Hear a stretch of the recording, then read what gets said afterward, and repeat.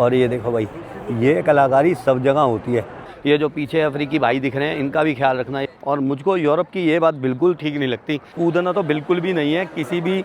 और इस बिल्डिंग को बनने में लग गए थे, क्या यार आर्किटेक्चर है, क्या कमाल की जगह बनाई है, जिसकी वजह से उनको इसी स्क्वायर पर जिंदा जला दिया गया था। तो यहाँ पर जेल हो सकती है और आपका वीज़ा भी कैंसिल हो सकता है। और एशिया में गंगा रिवर को इसलिए यूरोपियन ने रखा। और एक और भी मान्यता है कि यहाँ का अगर आप पानी पी लेंगे, यहाँ पर अभी कुछ लोग मिले थे जिन्होंने मुझे पहचाना और मुझे बोले, जय हिंद, नमस्ते, स्वागत है आपका दुनिया के सबसे पावरफुल साम्राज्य रोमन साम्राज्य की राजधानी रोम में।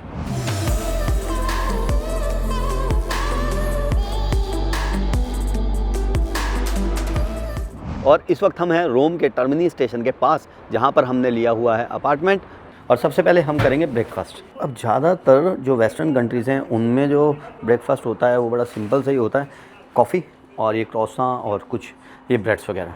तो कॉफ़ी आ गई है हमारी, जो है कैपेचिनो, और एक हमने लिया है स्पिनच एंड चीज़ सैंडविच। और एक कॉफ़ी और एक सैंडविच का बिल आया है 5.5 यूरो। और जब भी रोम आप आएंगे तो बहुत सारी शॉप्स में ये स्क्रैच कार्ड्स देखेंगे। ये यहाँ का लॉटरी सिस्टम होता है और इंस्टेंट कैश मिलता है, मतलब स्क्रैच करें, अगर नंबर मैच कर गया तो फिर पैसे मिल जाएंगे। तो ये बहुत सारी जगहों पे देखने को मिलता है। और अब हम जा रहे हैं रोम की सबसे फेमस बिल्डिंग कोलोसियम की तरफ। और रोम को घूमना बहुत ही आसान है, अगर आप अफोर्ड कर सकते हैं तो टैक्सी वगैरह यहाँ पर चलती है, ऊबर भी यहाँ पर काम करती है। और अगर बजट में घूमना है तो पब्लिक ट्रांसपोर्ट सिस्टम बहुत ही अच्छा है रोम का। और जो मेन स्पॉट्स हैं वहाँ तक मेट्रो और बसेस जाती हैं। रोम हॉलीवुड मूवीज़ की फेवरेट लोकेशंस में से एक है और जगह जगह रोम में मूवीज़ और सीरियल्स की शूटिंग होती दिखती है। और इटली में छोटी छोटी कारें बहुत देखने को मिलती हैं, ये बिल्कुल ही अलग डिज़ाइन की देखी। और मेरी सलाह में रोम जैसे शहर को पैदल घूमना सबसे बढ़िया तरीका है, क्योंकि यहाँ पे रास्ते में चलते चलते इतिहास की झलक दिखती रहती है। और अगर इतिहास की बात करूँ तो ऐसा माना जाता है कि रोम की स्थापना 753 BC में हुई थी। कहानी कुछ इस प्रकार है कि उस समय 2 जुड़वा भाई हुआ करते थे, एक का नाम था रोमुलुस और एक का नाम था रेमुस। उन दोनों भाइयों को जंगल में छोड़ दिया गया, जिन्हें उस समय एक मादा भेड़िए ने पाला। जिसके बाद रोमुलुस ने अपने भाई रेमुस की हत्या कर दी और एक टाउन की स्थापना की, जिसका नाम रोमुलुस के नाम से पड़ा, रोम। और हम पहुंच गए हैं रोम की सबसे फेमस इमारत, जो है रोमन कोलोसियम। और रोम कोलोसियम रोम का सबसे आइकनिक मॉन्यूमेंट है, जो बनवाया गया था 80 AD में, यानी कि लगभग 2000 साल पुरानी ये इमारत है, जो उस समय एक स्टेडियम हुआ करता था, जहां 50,000 से ज़्यादा लोग बैठ सकते थे। और यहाँ पर होती थी ग्लैडिएटर्स फाइट, इंसान और जानवरों के बीच में, इंसानों के बीच में, पब्लिक एग्जीक्यूशंस और एंटरटेनमेंट शोज़। और कोलोसियम पे कभी आप आ जाएं तो ये जो एरिया है जहाँ मैं खड़ा हूँ अभी, यहाँ से बहुत अच्छी फ़ोटो आती है। करना क्या है, उस तरफ से भी एक रास्ता है और इधर से भी एक रास्ता आता है। तो कोलोसियम के जब आप एंट्री गेट से साइड में आएंगे इधर, तो ऊपर आने को रास्ता आपको दिख जाएगा। और ऊपर से शानदार व्यू भी दिखता है कोलोसियम का बाहर का, और यहाँ से फ़ोटो भी बहुत अच्छी आती है। और ये देखो भाई, ये कलाकारी सब जगह होती है, ये कभी इनके चक्करों में नहीं पड़ना। मैंने पहले भी बहुत वीडियोज़ में बताया, ये सब इन्हीं के आपस के मिले लोग हैं, औरतें आदमी सब मिले होते हैं। और जब ये इनके अपने लोग निकालेंगे पैसे तो ये बैट जीतेंगे। जब कोई बाहर का आदमी आएगा तो वो बेचारा बैट हार जाएगा। देखो कोई बाहर का आएगा तुरंत खेलने लग जाएंगे। देखो एक्टिंग है, देखो इनकी। ये भाई लंदन में, पेरिस में, यहाँ इटली में ये बहुत आम जुआ होता है, तो बहुत ज़्यादा ध्यान रखना है, कभी भी इनके चक्कर में ना पड़ना। ओए यार, अब देखो वो यंग बच्चा है, उसको पट्टे पा लिया इन्होंने। अभी उसको ऐसे ही निकाल के दे दिया था कि 100 रख, उसने कहा 100 नहीं रखने, 50 रखूँगा। फिर उसकी निकाल दी कि भाई देख, तूने नहीं रखे तो तेरे निकल गया। अब वो बेचारा लालच में देखो पैसे इकट्ठे कर रहा है, यंग चैप। भाई कितने लोगों को ये हर मतलब मिनटों में चीट कर रहे हैं। और कभी भी इटली आ जाएं, रोम आ जाएं खासकर, तो अपनी जेबों का ज़रूर ध्यान रखना। उसके अलावा ये जो पीछे अफ्रीकी भाई दिख रहे हैं, इनका भी ख्याल रखना, ये बहुत ज़्यादा स्कैम करते हैं। ये आपको गिफ्ट देंगे, कोई बैंड देंगे, कुछ भी बात बोले, बस इनको इग्नोर करना है, इनको सुनना ही मत। कभी भी इधर आए, ध्यान रखना। और इधर से है वो रास्ता नीचे जाने का जो मैं आपको बता रहा था, नीचे से भी ऊपर आया जा सकता है, ऊपर से नीचे भी जाया जा सकता है। तो हम अब आ गए हैं नीचे की साइड, जहाँ पर है बस स्टॉप रोम कोलोसियम का, और लेफ़्ट में है मेट्रो स्टेशन। B लाइन है मेट्रो की, अगर कभी मेट्रो से आना हो कोलोसियम तो। और यहाँ पर hope on hope of buses का टूर भी लिया जाता है। और अगर कोलोसियम में अंदर जाना है तो टिकट मिलती है इस जगह पर और सीज़न में अगर आप आ रहे हैं जो कि है मई जून जुलाई के आसपास, जब छुट्टियां होती हैं तो ये लाइन बहुत ही लंबी होती है। लास्ट टाइम मैं फैमिली के साथ यहाँ आया था तो ये लाइन बहुत दूर तक थी और 1 घंटे में हमारा नंबर आ गया था। यहाँ पर कार्ड चलता है, कैश नहीं चलेगा, डिजिटल पेमेंट ओनली होती है यहाँ पे। और 16 और 18 यूरो टिकट है। पिछली वीडियोस में मैंने काफ़ी डिटेल्स में ये सब कुछ दिखाया था। आज भी चीज़ें वहाँ की वहीं हैं और अपना आईडी प्रूफ भी साथ में रखना पड़ेगा। मैं लास्ट आया था 2023 में और टिकट तब भी 18 यूरो की थी, आज भी 18 यूरो की है। क्लोजिंग टाइम है 4:15 बजे शाम को और उसके अलावा क्रेडिट और डेबिट कार्ड से ही पेमेंट हो सकती है, कैश अभी भी नहीं चल रहा है यहाँ। और कोलोजियम के साइड में ये है एक बहुत ही खूबसूरत आर्क जो कि रोमन आर्किटेक्चर की कला का एक नमूना है और ये बनवाया गया था 312 एडी में। यहाँ के सम्राट कॉन्स्टेंटीन की एक जीत की याद के उपलक्ष्य में। सम्राट कॉन्स्टेंटीन ने 306 एडी से 337 एडी तक राज किया रोम पर और वो पहले रोमन सम्राट थे जो क्रिश्चियनिटी में कन्वर्ट हुए। और इस साइड से रास्ता जाता है रोमन फोरम की तरफ जो पुराना रोम हुआ करता था। और अगर ऊपर से देखना है तो फिर हम आगे से जाके से आराम से देख सकते हैं। और एक स्पॉट ये भी है जहाँ से रोम कोलोजियम का व्यू बहुत ही खूबसूरत आता है, जो है फोरम के गेट के बिल्कुल सामने। और अगर रोम और इटली आना है तो मेरे हिसाब से मिड मार्च से मिड में और सितंबर अक्टूबर का टाइम बेस्ट है। जून जुलाई में यहाँ बहुत गर्मी पड़ती है और अगर आप फैमिली के साथ ट्रिप करने की सोच रहे हैं इटली और रोम तो भाई जून में मत आना है तो मई में आ जाना। और अब हम जा रहे हैं रोम कोलोजियम से सामने की तरफ जो रास्ता जाता है ओल्ड टाउन को और कुछ फेमस जगहों को। और एक ज़रूरी चीज़, अगर आपको वॉशरूम यूज़ करना हो तो इस तरफ है, सामने है कोलोजियम। एक ऊपर जाके भी है कहीं और यहाँ पर भी है और यहाँ पर लगता है 1 यूरो अंदर जाके। रेस्टोरेंट का वॉशरूम है, 1 यूरो लेते हैं पर पर्सन। और मुझको यूरोप की ये बात बिल्कुल ठीक नहीं लगती जो ये 1 यूरो लेते हैं वॉशरूम जाने के लिए। जापान गए, यूएस गए और बहुत जगह गए जहाँ पर वॉशरूम एटलीस्ट फ्री होते हैं। और पूरे यूरोप में टूरिज़्म से बहुत बड़ी कमाई होती है गवर्नमेंट की, तो एटलीस्ट गवर्नमेंट को ये टॉयलेट वगैरह की फैसिलिटी फ्री देनी चाहिए। कोलोजियम से सीधा आते आते यहाँ पर लेफ़्ट में आ जाता है सारा रोमन फोरम एरिया जो पुराना रोम कहा जाता है कि रोम यहीं से बसना शुरू हुआ था और ये एक ज़माने में रोम का पॉलिटिकल, कल्चरल और इकोनॉमिक हब हुआ करता था। और इस एरिया में आज भी पुराने रोमन राजाओं के महलों के खंडर हैं। रोम के इतिहास में 509 बीसी के बाद रोम में किंग हटा दिए गए थे। लोगों ने मिलकर सिस्टम बनाया था जिसमें सेनेट और इलेक्टेड लीडर होते थे। इसी पीरियड में रोम पावरफुल बनना स्टार्ट हुआ। रोमन्स जो थे वो एक डिसिप्लिन सोल्जर्स हुआ करते थे और लगभग 1500 साल पहले उस समय भी रूल्स, लॉ, गवर्नेंस सब ऑर्गेनाइज थे। और उसके बाद आया 27 बीसी का समय जब अगस्टस सीजर फर्स्ट एम्परर बना। ये टाइम रोम का गोल्डन एज था। एम्पायर इतना बड़ा हो चुका था कि यूके से लेकर इजिप्ट तक, स्पेन से इराक तक सब रोमन एम्पायर के अंडर आ गया था। और उस समय भी रोमन पॉपुलेशन 6-7 करोड़ थी जो कि उस समय के हिसाब से बहुत ज़्यादा थी। आज इटली की पूरी पॉपुलेशन 6-7 करोड़ है और अगर रोम की बात करें तो रोम की पॉपुलेशन जो है वो 27 लाख है। लेकिन उस टाइम रोमन साम्राज्य की जो पॉपुलेशन थी वो 6 से 7 करोड़ हो गई थी। और रोमन फोरम और पैलेंटाइन हिल्स के सामने रोमन टाइम के और भी खंडर हैं। और रोमन इतने पावरफुल कैसे हुए? एक्चुअल में रोमन्स की जो आर्मी थी वो बहुत स्ट्रॉन्ग थी और जो उनकी इंजीनियरिंग थी वो भी एडवांस थी। लॉ सिस्टम्स उन्होंने बनाए, मैसिव आर्किटेक्चर्स बनाए, ट्रेड एंड इकोनॉमी पर काम किया और आज के यूरोप का जो बेस है वो भी रोमन सिस्टम पर ही बना है। और अगर रोमन फोरम एरिया के नीचे जाना है तो जो टिकट कोलोजियम की मिलती है 18 यूरो की, उसमें ये जगह इंक्लूड होती है।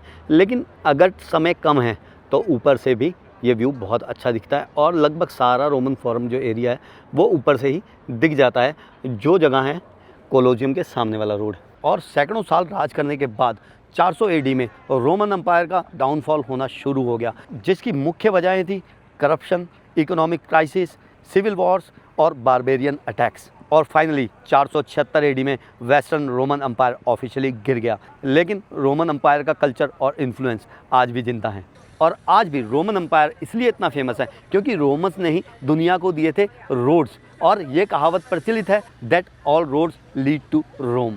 उसके अलावा रोमन्स ने दुनिया को दिया लॉ सिस्टम, मॉडर्न सिटीज़ का कॉन्सेप्ट, मिलिट्री स्ट्रेटजी, आर्किटेक्चर जैसे कि कोलोजियम और पेंथियम और लैटिन लैंग्वेज जिससे इंग्लिश, फ्रेंच और स्पेनिश जैसी भाषाएं निकली। और रोमन फोरम से सीधा रोड पे आते आते हम पहुंच गए हैं ऑल्टर ऑफ द फादरलैंड पे, जो नेशनल मॉन्यूमेंट है इटली का और डेडिकेटेड है विक्टर इमैनुअल II को, जो यूनिफाइड इटली के फर्स्ट किंग हुआ करते थे। और बीच में ये जो स्टैचू है ये भी है विक्टर इमैनुअल II का। और इस बिल्डिंग के अंदर जाने के लिए एंट्री है फ्री, और लास्ट एंट्री होती है लगभग शाम 6:30 बजे तक। कमाल का आर्किटेक्चर है यार, और इस बिल्डिंग को बनने में लग गए थे लगभग 50 साल। 1885 में ये बननी शुरू हुई थी और 1935 में बनकर तैयार हुई थी। और बीच में यहाँ जो ये गार्ड खड़े हैं, इस जगह को कहते हैं tomb of unknown soldiers. World Wars में जो इटली के अननोन सोल्जर्स मारे गए जिनका पता ही नहीं लगा, ये जगह उनको डेडिकेटेड की गई है, जहाँ पर 24 आवर्स गार्ड खड़े होते हैं।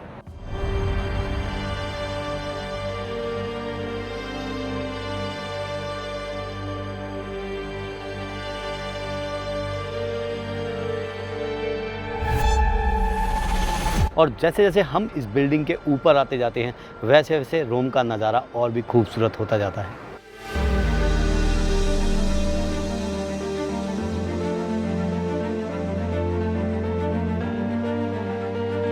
इस बिल्डिंग को रोम में कुछ और भी नामों से जाना जाता है, जैसे कि टाइपराइटर और वेडिंग केक, और इसमें ऊपर भी जाया जा सकता है, जिसकी टिकट होती है लगभग 15 यूरो पर पर्सन। और यह है बिल्डिंग के बैक साइड वाली जगह, जहाँ से खूबसूरत व्यू दिखता है कोलोसियम का और रोमन फोरम का। लास्ट में 2023 में आया था, तब एंट्री फीस यहाँ पर थी 15 यूरो, जो बढ़कर अब हो गई है 18 यूरो। और ऊपर से दिखता है रोम का व्यू, जैसा कि हमने लगभग देख लिया है। बिल्डिंग देखना भाई, लगभग 100 साल पहले ये पत्थर लगा होगा।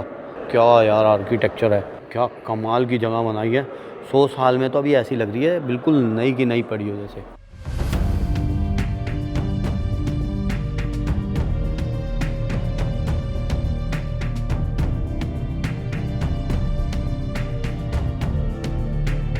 फादर ऑफ द अल्टरलैंड बिल्डिंग के बिल्कुल सामने से रोड जाता है historic old town centre of Rome के लिए। फादर ऑफ द अल्टरलैंड से हम आ गए हैं बाहर, और अब चलते हैं रोम के कुछ और फेमस प्लेसेस पर। दोपहर के 2:45 बज चुके हैं और हम बैठ गए हैं लंच करने एक रेस्टोरेंट पर, जो है बिल्कुल पिज़्ज़ा वेनेजिया पर। पिज़्ज़ा वेनेजिया वही जगह है जहाँ पर है typewriter building, father of the अल्टरलैंड बिल्डिंग जिसे हम बता रहे थे।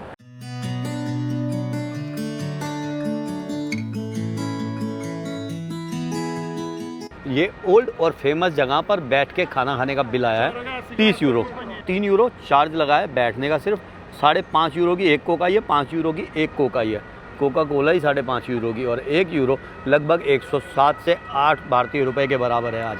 और अब हम जा रहे हैं फादर ऑफ द अल्टरलैंड बिल्डिंग के सामने से राइट की तरफ। और कैसे कहाँ मुड़ गए हैं ये बात मैं इसलिए बता देता हूँ कि ये वीडियो उनके काम आ सके जो कभी यहाँ आएँ। और बहुत से लोगों के बहुत अच्छे कमेंट आते हैं कि भाई वीडियोस को देखते हुए ऐसा लगता है कि हम आपके साथ हैं। तो जैसे बताते हैं कि इधर मुड़ गए उधर मुड़ गए, तो आपको भी ऐसा लगता है कि भाई मुड़े हैं तो आप भी मुड़ गए, मुझे ऐसा लगता है अब उन कमेंट्स को पढ़ के। तो इसलिए मैं बता देता हूँ। और रोम ज़्यादा से ज़्यादा 2 दिन और बहुत हद आप 3 दिन में घूम सकते हैं, और आप लोगों का टाइम बच जाएगा इन वीडियोस को देख के। और ऑलरेडी जो ये वीडियोस हैं, जो भी यूट्यूबर्स हैं, जो ट्रैवल ब्लॉगर्स हैं, जो भी बनाते हैं, उनकी वीडियोस को देख के बहुत लोगों को फ़ायदा भी मिल जाता है। और जो जगहें आप देख रहे हैं उनको थोड़ा सा जानने के बाद अगर आप कभी यहाँ आते हैं तो शायद आपको और अच्छा लगता होगा।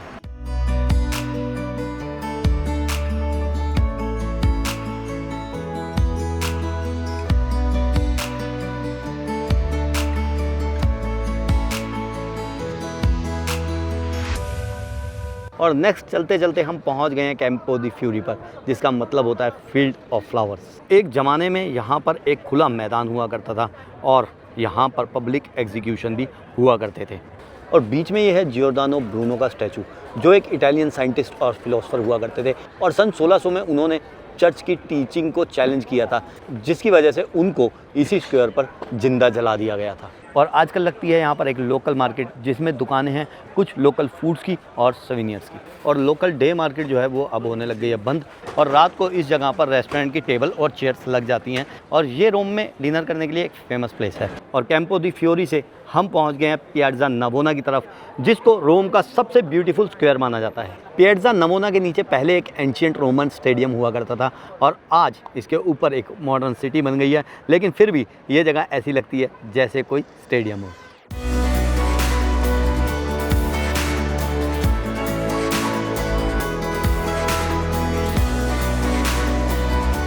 और हमारे सामने है फाउंटेन ऑफ फोर रिवर्स, जो पियाज़ा नवोना का सबसे फेमस फाउंटेन है और रोम के टॉप अट्रैक्शंस में से एक है। इसको डिज़ाइन किया गया था 1651 में फेमस स्कल्पचर बर्नीनी के द्वारा। और फाउंटेन ऑफ फोर रिवर्स का मतलब है कि इस फाउंटेन में 4 बड़े कॉन्टिनेंट्स की रिवर को रिप्रेजेंट किया गया है, जिसमें से अफ्रीका की नाइल रिवर, यूरोप की दानूबे रिवर, एशिया की गैंजेस रिवर और अमेरिका की रियो दे ला प्लाता रिवर शामिल है। और इसके बीच में जो पिलर दिख रहा है वो इजिप्शियन स्टाइल का पिलर है, जो क्रिश्चियनिटी की पावर का सिंबल माना जाता है। और जैसे कि मैंने आपको बताया कि ये 4 स्टैचूज़ 4 रिवर्स को रिप्रेजेंट करते हैं और इनमें से एक है गंगे रिवर।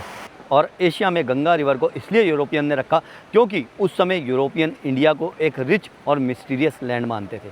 और गंगा रिवर का नाम सुनकर मुझे क्यूरियोसिटी हुई कि इन चारों मूर्तियों में से गंगा रिवर को रिप्रेजेंट करने वाली मूर्ति कौन सी है। तो मैंने यहाँ पर एक गाइड से पूछ ही लिया कि भाई मेरे को आप बता सकते हो कौन सी मूर्ति कौन सी रिवर को रिप्रेजेंट करती है। तो उन्होंने सबसे पहले यही बताया कि ये जो मूर्ति है ये रिप्रेजेंट करती है गंगा रिवर को फ्रॉम इंडिया। और उसके अलावा ये जो मूर्ति है ये रिप्रेजेंट करती है नाइल रिवर को, और इसका मुंह इसलिए ढक दिया गया क्योंकि उस समय नाइल रिवर का एग्जैक्ट स्रोत पता नहीं था कि वो एग्जैक्ट कहाँ से निकलती है। बाकी 2 मूर्तियाँ दानूबे रिवर यूरोप और रियो दी ला प्लाता अमेरिका को रिप्रेजेंट करती हैं। और ये स्क्वायर जो है वो रात होते होते और भी खूबसूरत हो जाता है। लास्ट टाइम जब मैं फैमिली के साथ यहाँ आया था तो रात हो चुकी थी और यहाँ लाइटिंग हो रही थी, रेस्टोरेंट की चेयर्स बाहर थी और ये जो पेंटर वगैरह हैं वो बैठे थे, कुछ म्यूजिशियन यहाँ पर म्यूज़िक परफॉर्म कर रहे थे। बहुत ही अच्छा एनवायरनमेंट था उस वक्त। और नेक्स्ट ये खूबसूरत फाउंटेन है नेपच्यून फाउंटेन, जिसमें दर्शाया गया है समुद्र के देवता पोसाइडन को एक ऑक्टोपस से लड़ते हुए, और यह सिंबल करता है सी पर पावर और कंट्रोल को। और अब पियाज़ा नवोना से आगे चलते हैं रोम के किसी और अट्रैक्शन पर।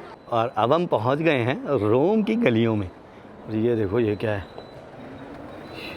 इससे छोटी नहीं देखी भाई। ये जो गलियां हैं ना ये लगभग 2000 साल पुरानी हैं। उस ज़माने में भी यहाँ पर बहुत ज़्यादा बसत हुआ करती थी। और नेक्स्ट हम पहुँचे हैं पैंथियन पर। और पैंथियन है सबसे बेस्ट प्रिजर्व्ड रोमन बिल्डिंग, जो कि लगभग 2000 साल पुरानी है। और आपने ना बहुत बार हॉलीवुड की मूवीज़ में पैंथियन को देखा होगा। इस बिल्डिंग के सामने बहुत सारी शूटिंग होती है और बैकग्राउंड में ये बिल्डिंग दिखाई जाती है। और इस बिल्डिंग में अंदर जाने के लिए लगती है टिकट, जिसकी है ये लंबी सी लाइन। और अगर पैंथियन की बात करें तो पैंथियन एक एंशिएंट रोमन टेम्पल हुआ करता था।